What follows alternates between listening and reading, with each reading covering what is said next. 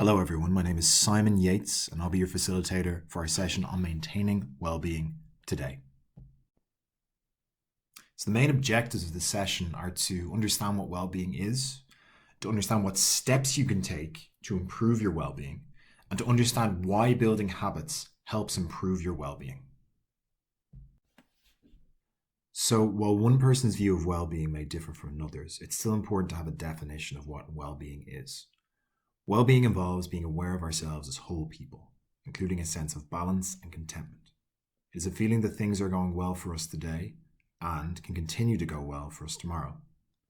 It is the belief that we have meaningful relationships and a sense of meaning and purpose. Although we may have setbacks or experience stress, we are resilient and we have strength, material resources, and the support of others to survive and thrive.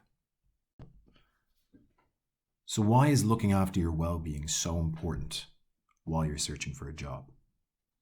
Well, looking for a job is in and of itself a job and takes a lot of work and energy.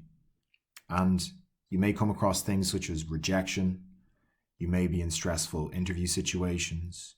You also may be faced with the fact that you may have extra financial burden due to not working.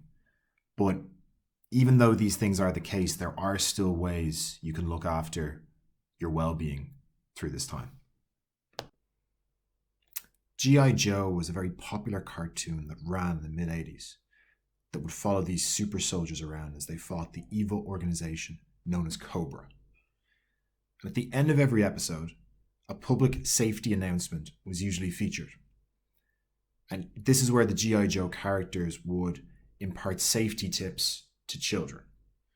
And these lessons gave birth to the catchphrase, "Now we know," to which the kids would respond, "And knowing is half the battle." Click on the video below to see some examples of this on the TV show. So why did you end up watching a video about G.I. Joe?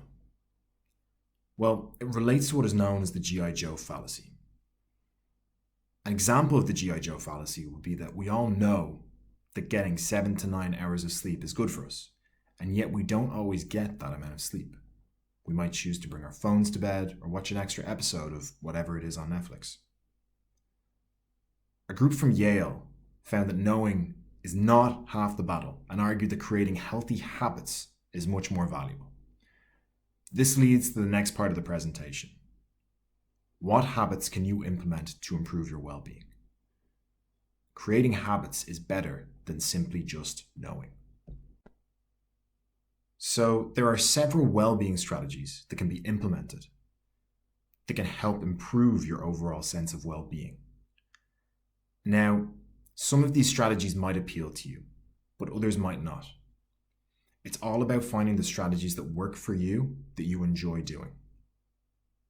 We're going to go through 3 strategies now that you can implement over the next 7 days. So the first strategy we're going to talk about is savoring.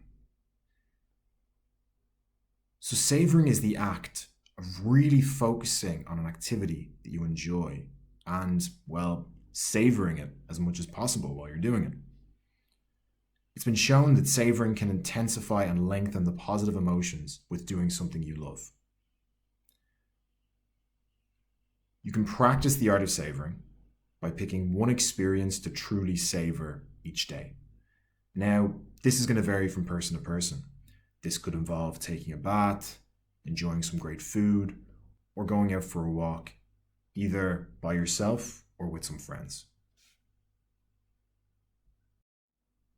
The second strategy we're going to look at is practicing gratitude.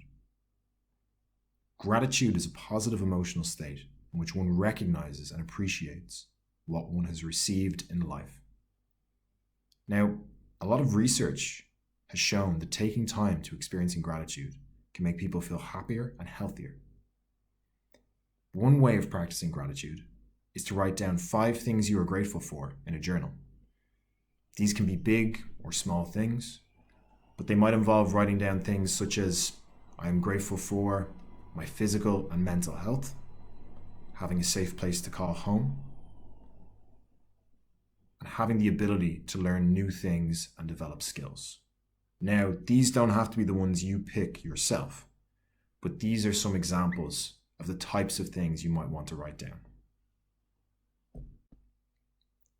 Now, the next strategy we're going to talk about is exercise.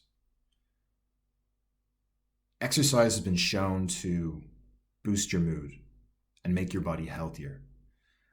And even 30 minutes of exercise a day can drastically improve your health and well-being over the long term.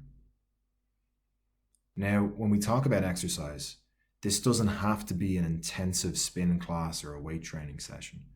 It could be a walk outside, or you could do some exercise in your own home. And one thing we say regarding exercise is, if you can set aside a location and a time to do some exercise each day, and if you can pick an exercise that you actually enjoy doing. There's no point doing an exercise that might be very effective, but you hate doing, because it will be very hard to maintain that over a long period of time.